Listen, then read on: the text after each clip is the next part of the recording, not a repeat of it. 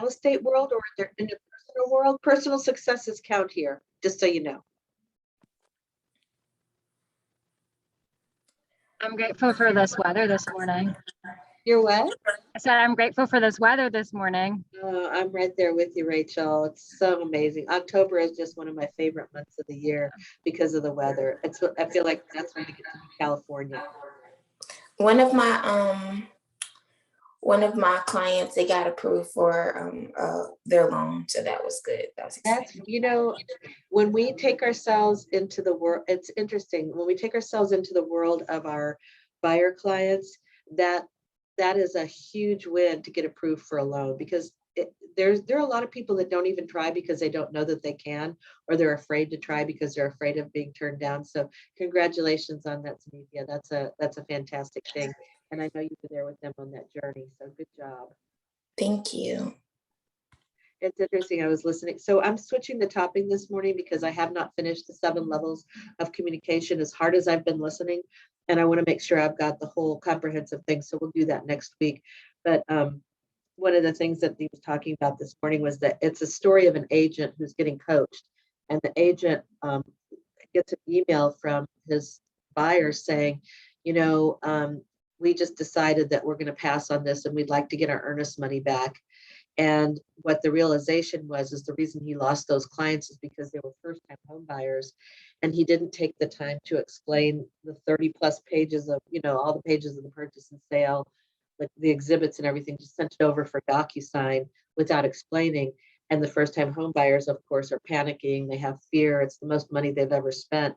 And we get so complacent about, oh, it's another deal. I'm just going to write up the contract. I'm going to write up the contract, send it over for signatures.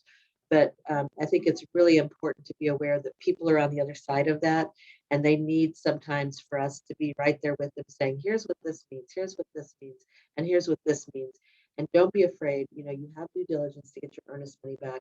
So anyway, the consensus was he would not have lost those clients if he'd been a little more hands-on with them. So especially with your first-time home buyers and different personalities as well. But today I wanted, because we've got a lot of new agents, and I think it's never bad to hear something twice, I wanted to talk about building habits for success. So in high performance, in high performance, I can't think of the name of it, high performance habits. Oh my goodness. He talks about, and there are other sources that say that it's not our intentions that determine our success, it's our habits that determine our success. So I can have intentions all day long to have a business where I'm earning $400,000 or $500,000, but if my habits and my actions don't match that intention, I probably am not going to achieve that. So habits are, and what I'm going to say before we start is, if you're already doing some of these, good on you. Take something that you're not doing and add it in. If you're not doing anything of these, don't try to add them all in at once. Just take 1 or 2 that you feel like you can manage successfully, add them in for a month, keep them, and then add in another habit. So that you, it's called building habits for success, not overloading yourself with habits for success. So first of all, and I say this all the time, you have to know yourself. You're unique, and your habits should support your goals. So for instance, if you know that your energy is better in the later afternoon than in the morning, don't put something on your calendar for in the morning that you're not going to be able to do. Like maybe you're going to lead gen at 3 to 4 or 1 to 3, because that's when your energy is up. Or maybe your energy is better in the morning, so you're going to lead gen from 9 to 11. Top agents make every action deliberate when they're in business. Now maybe, when you're relaxing, it's not so much the case, but start with a goal and work backwards. We do that with our GPS, which some of you haven't gotten to yet, but the GPS is 1 goal, 3 priorities, and 5 strategies around those 3 priorities. So the priorities are designed to get you to your 1 goal, and 5 strategies are designed to make your priorities work. And we also use the MREA millionaire, the MREA economic model, and I want to show you what that looks like. Many of you have seen this.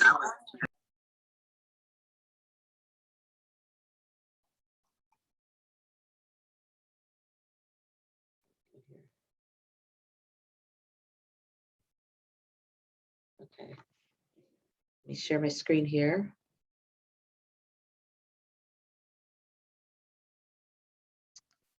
So the economic model looks like this. We plug in the number of families we want to help. We talk about our average seller price point that we're going to target. We target the average seller commission, and we target the percent of business that comes from sellers. And then we do the same thing for buyers. So in this case, there's 20 seller units and 10 buyer units. So the seller GCI would be 300 and the buyer GCI would be 150. We could change this if you're, and when we get to this, many of you have this already, but if I change this to 10, it's going to change some of the things down here. I'm still going to keep this at 30, but anyway, this is a formulamatic, it's a spreadsheet that has formulas in it, or a Google Docs sheet that has formulas in it. A total volume looks like 15,000. And then and then we have conversion rates we can plug in. So I plugged in 85% conversion rate. Sometimes when you're first starting, it'll be 60, 65 conversion rate. And then we talk about the annual appointments that we take, and the number of seller listings taken and the number of seller listings sold. And that factors in those conversion rates. So we might go on 29 appointments, actually take 24 of those and actually sell, because some homes aren't going to sell, right? And we actually sell 20 of those. And then we do the same thing for buyer listing appointments. We go on 16 appointments over the year. We take 13 of those and we sell 10. So the total appointments we go on all year is not even one a week, right? 45 appointments to sell 30 homes, 37 listings taken and 30 listings sold. So contacts to appointments held is 60. So that means in order to sell 30 homes, I have to times 60 by 30. And that's going to mean I have to meet 27 people and have that conversation about real estate, whether it's face-to-face, email, text, social media. It's a two-way engagement. And then I have contacts to closing would be 86. So monthly, I'd need 245 people, or daily 12. That's really not that many people. When you break it down like this, you can see how doable it is. And then I know some of you are going, well, how do I meet 12 new people a day? Well, it's not always new people that you're meeting. It's sometimes digging into your database and really nurturing them so that you're having two-way conversations with them regularly, right? And then you are meeting people out, and we've talked about different ways to do that, and we'll get more into that as well. So monthly, it looks like just 3 seller listings taken, or appointments rather, 2 seller listings taken, 2 seller listings sold, and buyer, the same, 2 buyer listings, 2 buyer appointments, 2 taken and 1 sold. So total listing appointments per month is 3.8. I'm going to round that up to 4 because I don't know how to go on a fraction of an appointment. Total listings taken would be 4, and total listings sold would be 3. And so if you think about it, if I sell 3 listings, buyer and seller combined, a month, and I don't even work 12 months, 3 times 12 is 36 homes. So I'm not even working the full year. I'm taking plenty of time off. So that's the economic model. So we want to start with our goal. This is the habit I'm going to say. We want to start with our goal and work backwards. And each one of you, if you don't already have your MRE2 economic model, just let me know and we'll work on that. Some of you are a little too early on for this, but we're going to get to that very quickly because it's important. And then once you get to this, we started big, 30 homes for the year. Then we got more narrow. And then what aspects of my business do I need to strengthen this month? And that's the 411. And that looks like this.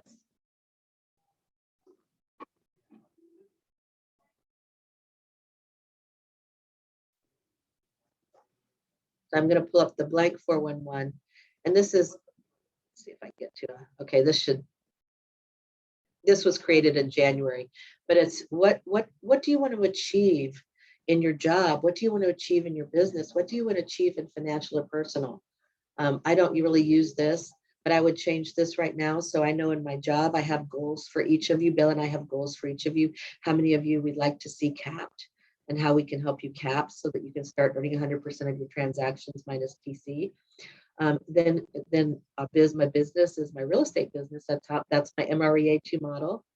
Financial, and then I figure out what do I need to do to go on those appointments. Financial, I would like to have a couple of rental properties in the next 12 months. So you're thinking about those kinds of things, how much money you want to have in savings, how much money you want to be able to give away, or maybe tithe. And then personal might be books that you want to read. It might be a health program you want to institute.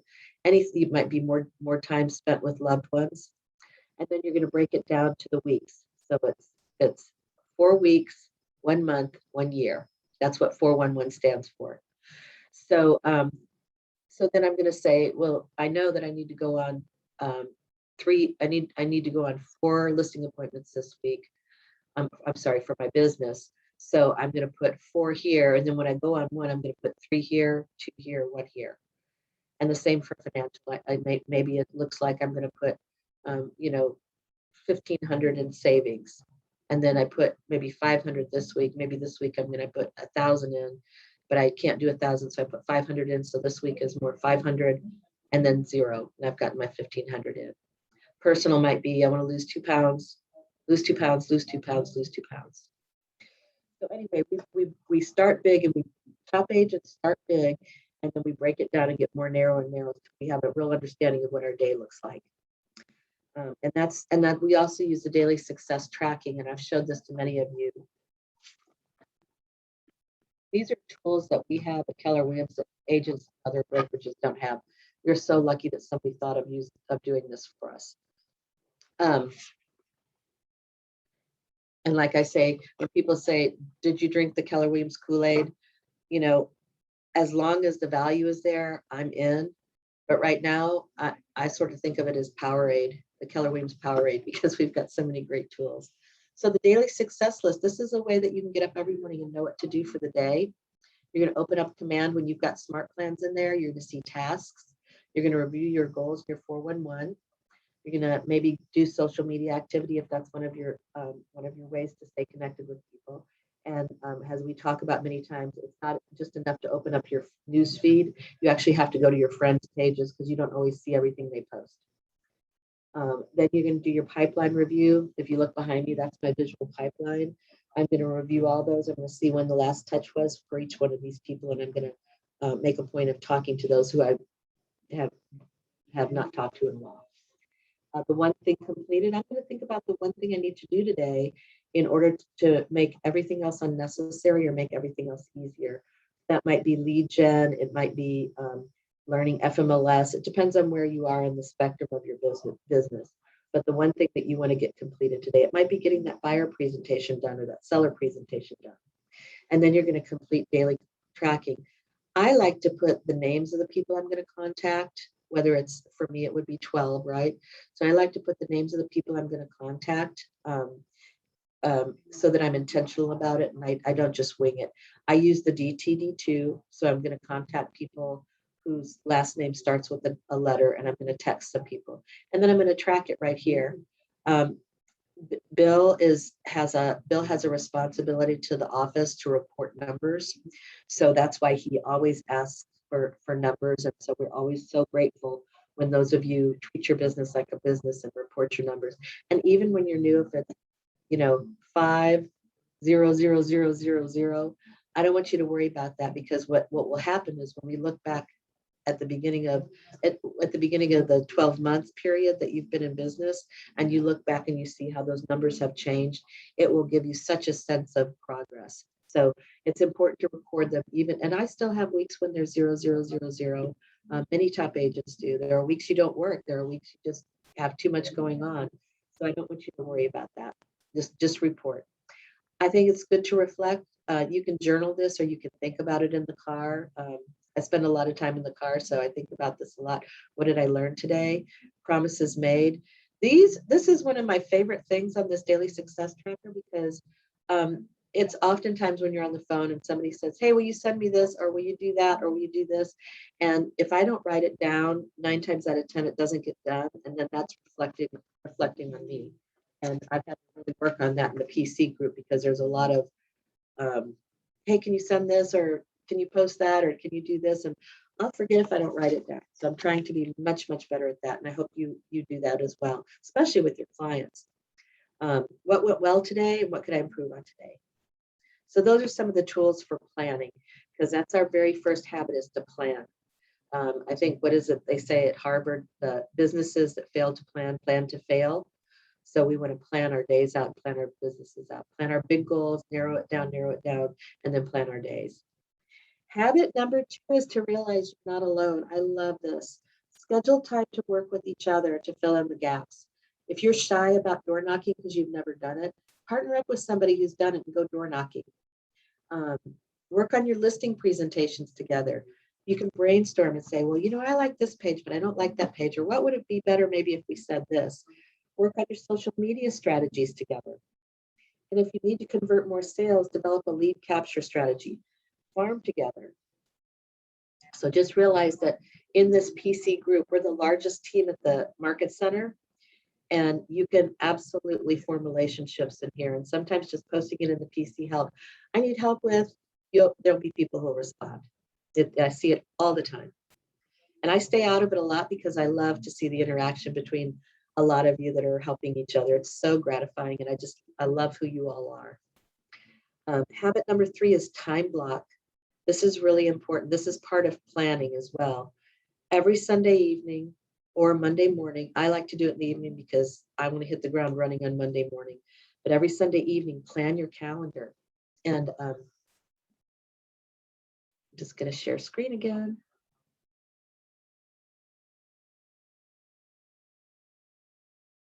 So on your calendar, I have my morning ritual, which includes several different components. Your morning ritual can be customized to you, but it's definitely designed to prime you to get into the day in a positive way. So I like to encourage people, if you're a news junkie, try not to turn it on first thing in the morning, because your subconscious is listening to everything that you put into it. Every movie you watch, every commercial you watch, every conversation you have, your subconscious is processing that. So if you stay in the positive realm, you're going to project that more with people, and also in your own heart, you're gonna feel more positive. We have the morning huddle every single morning. That's on here, and then I have recruiting time, and I have video texts, and then I have ask for reviews. Sometimes that gets a little bit sidetracked on Mondays and Tuesdays because I have the wonderful coaching calls with each of you. But I have things on here that I also have time for learning. And you'll see some blank time on my calendar. I leave blank time on my calendar, and I hope you will too, for things that just happen. Sometimes you get a phone call from a client, you have to go meet them. Sometimes you have also appointments. If you're lead gen and you're doing your appointments, you need to schedule time, leave time on your calendar for appointments. And I don't necessarily want to be working at 7 p.m. at night. So I leave some time on Thursdays and Fridays. Wednesdays typically is a free day for me. I've got something going on this Wednesday. So anyway, just time block on your calendar.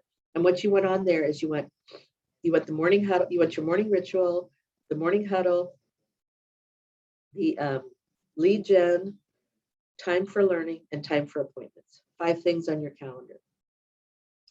Then on Sundays, I haven't repeated it, but on Sundays and I also have time on here to spend time with my husband, where I'm not distracted. That's just where I sit there, and whatever he wants to talk about or do, I'm there with him, because all of this doesn't mean anything if I don't have that, right?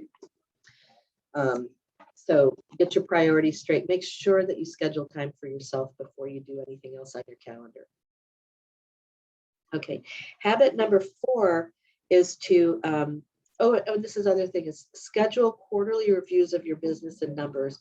And also, if you're having a CPA help you, when you're new in this business, in real estate, you don't have to, but you need to file estimated taxes, because we don't pay taxes. We don't have taxes taken out of our paychecks. So in order to stay compliant, we need to file quarterly taxes. And I have not figured out a way to do that in TurboTax. And also I like the relationship with the CPA. So we've got 3 habits so far. Plan, you're not alone, time block. Habit number 4 is start small and grow. You can't know everything at first. I know it feels like you want to, it feels like, oh my gosh, there's so much to learn. You will absorb it. You will absorb it and you will learn as you go. Become good at one thing. Like if you pick a lead gen strategy like open houses, become really good at that and then branch out at that. There we have some examples. Heather Fowler's really great with Vulcan. Greta's great with door knocking. There's many of you who are great. Donna and Drew door knock a lot. Drew's really focusing on open houses. Some of the rest of you are as well. So get good at one thing and then expand off of that. Add in a new neighborhood, maybe you learn a neighborhood, a specific neighborhood, like your neighborhood, for instance. Learn it thoroughly and then add in a new neighborhood that you want to learn. So you can start to learn the area. And when people say, oh, what neighborhoods are there in Roswell? You can rattle off the neighborhoods in Roswell and you know where they are in your mind.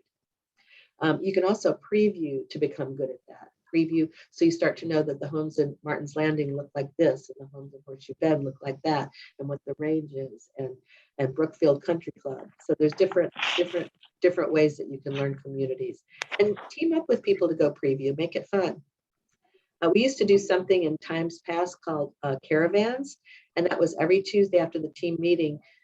Agents would have host open houses at their listings, and all of the agents who weren't really busy that day would trek over to the open houses for the listings, and we would go see 3 or 4 or 5 of them, or you would host yours and people would come see yours on their way to 3 or 4 or 5 of them. Sometimes we did wine giveaways, sometimes we did appetizers or snacks. So it was Tuesdays used to be a little bit different, and we'll get back to that in a different market. It might take a couple of years, but there'll be time to preview, and you really get to know a neighborhood that way. Use neighborhoodscout.com.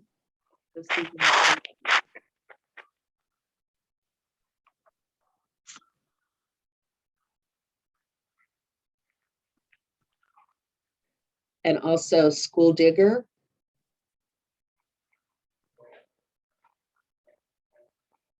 And Great Schools.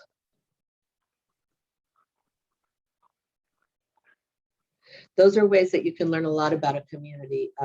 It also is a way, if somebody asks you a question that you really can't answer as a realtor, oftentimes you can refer them to, let me share my screen again, you can refer them to one of these sites. And they will get a whole bunch of information.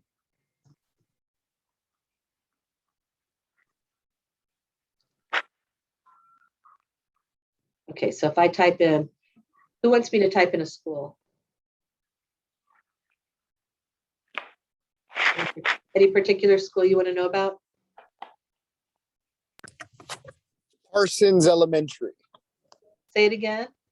Let's do Parsons Elementary. Parsons. I can get out of this particular thing. Okay.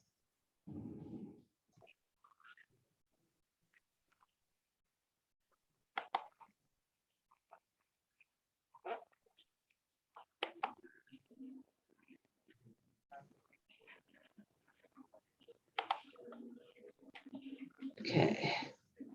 Elementary school. Parsons Elementary in Swanee. That's it. What is happening here? This is different. Something's happened to School Digger. Let me do greatschools.org.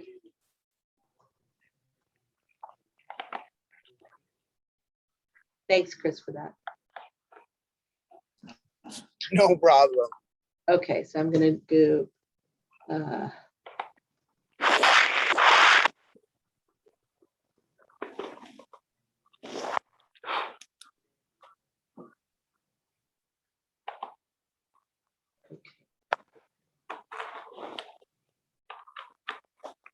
well, it's not coming up. Let me do this.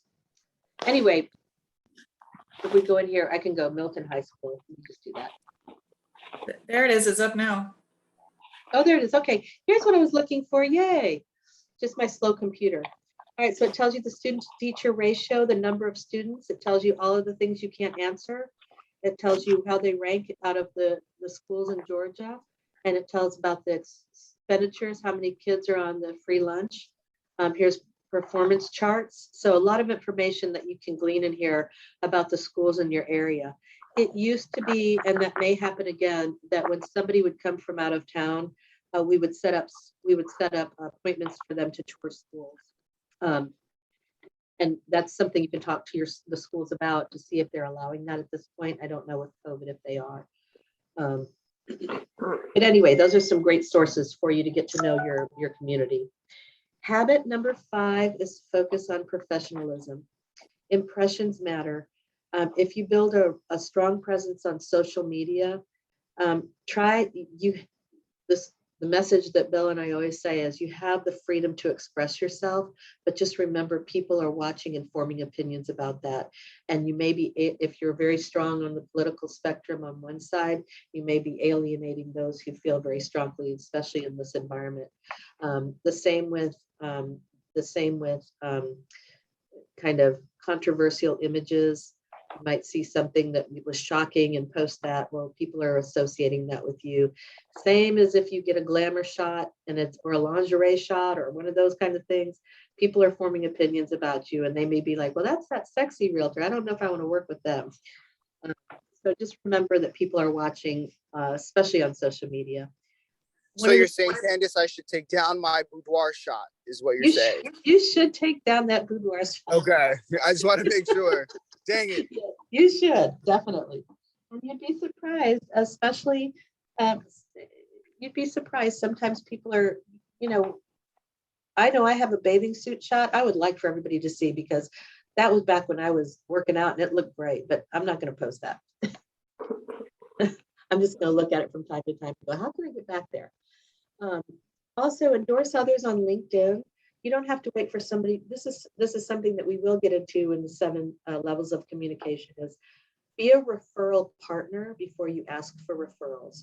So if you go on LinkedIn, endorse people they'll get a message about that, and it just puts you in a favorable place in their mind that you're giving to them, right?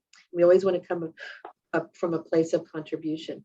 If you frequent small businesses, go write a review for them on Google before you ask for them to write a review for you. Habit number 6 is social media. And this is where I get to, any questions so far? Any comments? Okay, so habit number 6 is social media. Content is king. Content marketing is the marketing du jour.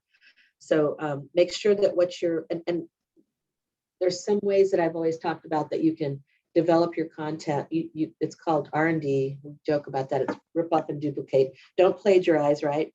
But if I want to say, what can sellers do to get more profit from the sale of their home? Okay, here's how to sell your home for more money. I can turn this into 5 tips for sellers. 25 tricks to sell your house for a bigger profit.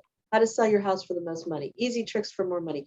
Anything you can think of that's a question, just Google it, and you'll have so much content that you can take from to create your own content. You don't have to invent it. I can do how should buyers select a lender?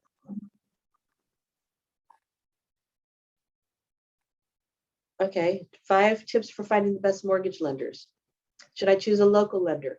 How to choose a mortgage lender. 6 steps to finding the best. It's all out there. I promise you it's all out there. So all you have to do is just go out here, take the things that you want to talk about and put it into your content. So Leslie Peters talks about 5-5-5. She posts 5 things a week. I think that's how she does it. 5 things a week, 1 post a day. She goes on 5 people's sites and she comments on 5 people's sites. I think that's what that was. Keep a notebook of your record ideas for blogs. You can also go to Best Real Estate Blogs 2021. 29 real estate blogs every realtor should read. 35 of the best real estate blogs for the year 2021. Top real estate blog articles from 2015. 40 best real estate investing blogs. I mean, it's just all out there. So when you're starting to create blogs and being known as a local expert, just any idea that occurs to you. Sometimes as you're, I know I get a lot of ideas when I'm driving or right before I go to bed so that I can't sleep. But just keep a notebook or a journal, or just record on your phone so that you can have those subjects. You could talk about garage sales, curb appeal, housing trends, local events. You can do business interviews, recreation activities, dog-friendly areas, kid-themed info, like who has free meals on Wednesdays at, wherever Subway for kids, fun activities. Survey your email list to find the best places. So you can, that's a way to contact your database and say, hey, what's going on in your neighborhood in the next month? Is there anything fun going on in your neighborhood? Do you know of the best place to take your dog, a dog park, or where do you like to take your kids for dinner? Those kinds of questions. It helps them understand, it lets them understand that you're interested in them. And also it's a way for you to reach out and touch and gain more knowledge. You can talk about home maintenance. You can share, we'll get into this in 7 levels of communication. There's a 12-month client success marketing program. So once a month, you're let me be clear on that, but you're getting your client success stories and you're broadcasting them to your email list. And then you could talk about home maintenance. You could share your story, how you got into real estate, share a story of somebody that you did a transaction with, property listings, local getaways, service recommendations, debate renting or buying with your database, ask for opinions and share stories. These are some survey questions you can ask your database. What would they like to know most about real estate and real estate related information? You can break up content with a space in between. I'll show you what I mean by that.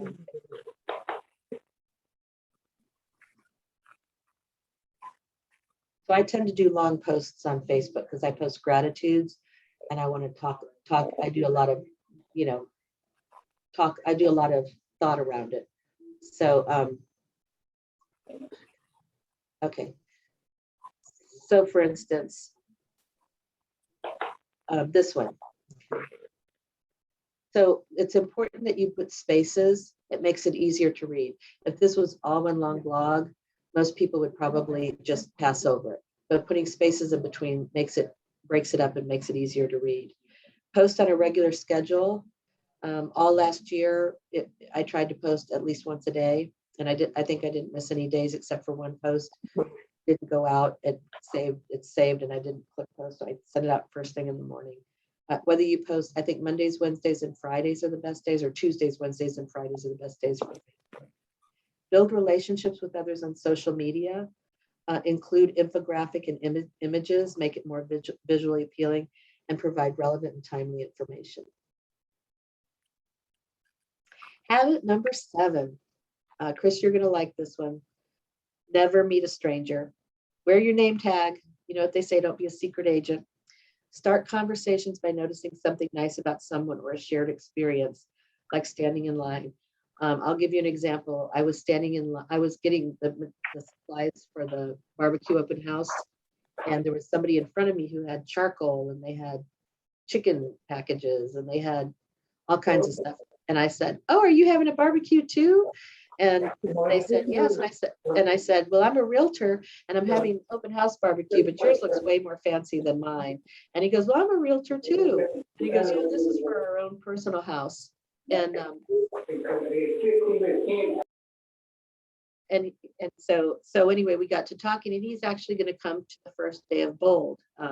He's with a different brokerage, but that could have been somebody that was just a homeowner. And I could say, "Well, oh, have you lived in the neighborhood long?" That kind of thing. Just never meet a stranger.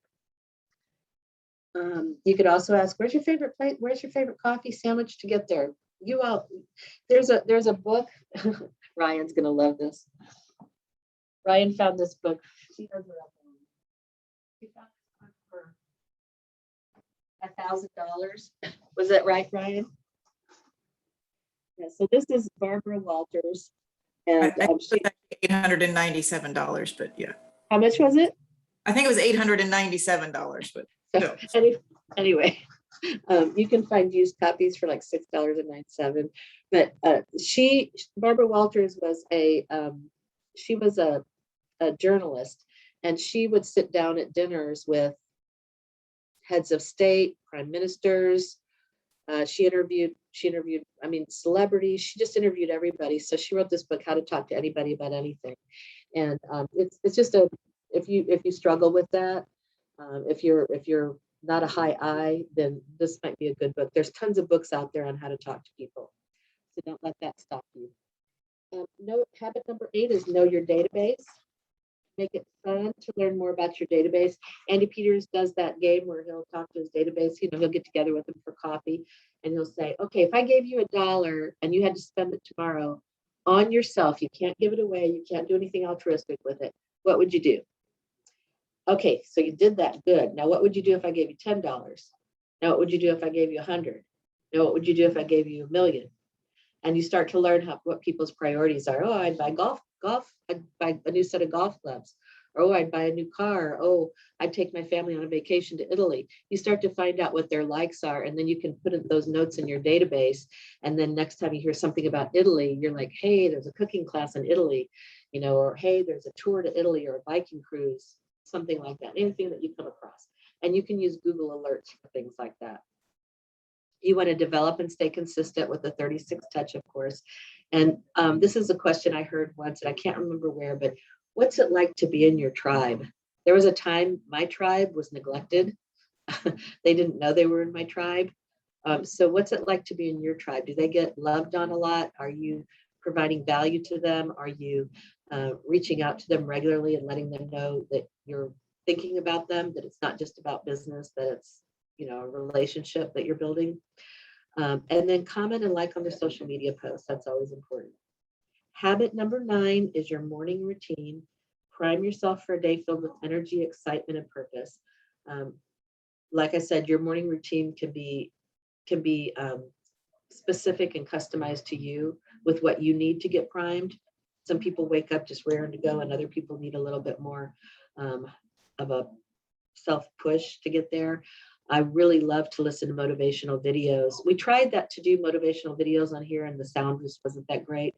But you can do it on your own when you're getting dressed. Listen to a motivational video. There's so many of them on YouTube.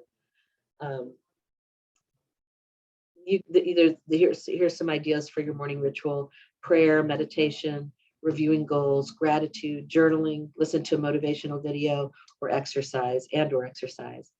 And then habit number 10 is master communication. The biggest complaint that people have about real estate agents and realtors is lack of communication. So try and anticipate, call your clients before they start to wonder. And just remember that sometimes a week can seem like a month when you're in the middle of a transaction. So for instance, in due diligence, I talked about this last night on the Dual Career Mastermind. In due diligence, I talk to my sellers every single day. I talk to my buyers every single day. I'm more work with sellers, but I talk to them every single day because that's a really scary period for them. And they need to know you're thinking about them, and they need support. So I'll call them and I'll be like, okay, well, the inspection is scheduled for Tuesday at 9 a.m. You don't have to be there. And then sometimes it can take 24 hours to get the inspection. Sometimes we get it the day of, but sometimes it can take a day or two. So I'll call you, I'll let you know with any updates, and then I'll call them and say, we didn't get the report yet, but I've reached out to the agent to see when we're going to get the report. I want them to know that I'm working for them, because that can be the scariest time for them. They don't know if that person's going to wake up and go, oh, no, we don't like your house anymore. So communication is huge. Make sure you find out what kind of communication your clients like. I have client, like I had a client right now. I send out the weekly marketing report of all the activities that I'm doing. And this is about the, 5th or 6th home that we've worked on together. And he's like, Candace, I don't want to see those anymore, okay? Because I know you're working, and they just make my email look more. So I don't send a weekly marketing report to him. Some people prefer text. I have a client who says text is like one more thing on her brain. So please call her or email her. She doesn't like text, so I have to remember that. So just find out with your clients, and they will have preferences. You probably have preferences as well. Answer your phone. Now, I know there are realtors who say we will return phone calls between 10 and 12, or 1 and 3, or 4 and 5. You get to choose your business, and if that's your business model, that's okay. My business model is and I learned this from Josh Altman, the guy on the Millionaire Real Estate Show in Beverly Hills. Answer your phone. And I try and answer my phone. I want them to know that I am there for them. If somebody calls and I'm on the phone, I'll send them a text saying, I'll call you right back, or I'll call you back at 4, I'll call you back in an hour. Is that all right? I want them to know that I'm acknowledging, and I'll tell you why. It's because if somebody calls and they're a referral from somebody, and they call you and they say, hey, Joe asked me, told me that you'd be a great person to talk to about selling my home, and I didn't answer. Well, it reflects on Joe and it reflects on me. So that's my personal opinion.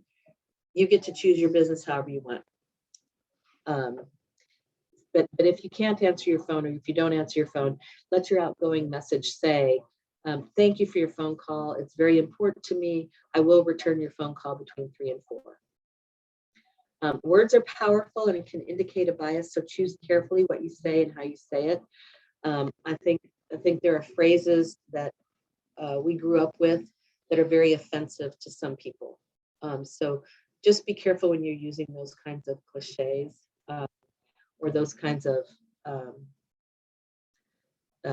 just make sure your words don't reflect a bias that could potentially hurt or offend somebody.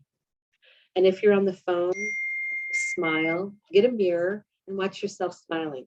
So, and I'll just say, I mean, some of you have heard this so many times, but the difference is, I'm going to turn off my video for a second. Hi, Ryan, how you doing today? Oh my goodness, I'm so glad to talk with you. What's going on in your world? Versus, hi, Ryan, how's it going today?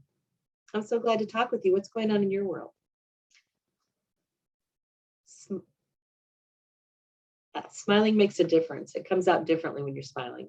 It's more enthusiastic. People hear that. So when you're on the phone, especially when you're lead generating, smile. It's just really important. Are there any questions about anything we've talked about today? So I would say, nope. I would say take one of these habits if you're not already doing it. The morning ritual is a really good one to start. And you don't have to add everything into your morning ritual. You could add in one thing like gratitude, or you could add in one thing like listening to a motivational video. But add in a habit today that you're not doing and keep it up for a little while, and then add in another habit. Communication is a really good one. Master communication. Make sure that you're communicating with your database. And that's pretty much what I have for you for today. I hope it was helpful. Thank you, Candace. You're welcome. You're so welcome. And as I always say, your action step from today is to add in a habit. If anything happens during the week, Bill's out today and tomorrow, just reach out to me. Of course, you can reach out to me pretty much anytime, preferably not at 3 in the morning, but other than that. And you could have reached out to me at 3 in the morning this morning because I wasn't. Anyway, I hope you all have an awesome week. Go out, meet a lot of clients, make a lot of new contacts. And don't forget, we've got that challenge going on. 100 contacts added by end of business, the 30th. And I think Bill said if a number of you add in, what did he say, 15 contacts? Does anybody remember that? He said 50, I think. 5 people with 50 contacts and 1 person with 100, we're going to give away a bold ticket worth $800. So go lead gen. I'll talk to you later. Bye. Bye. Thank you. Thank you.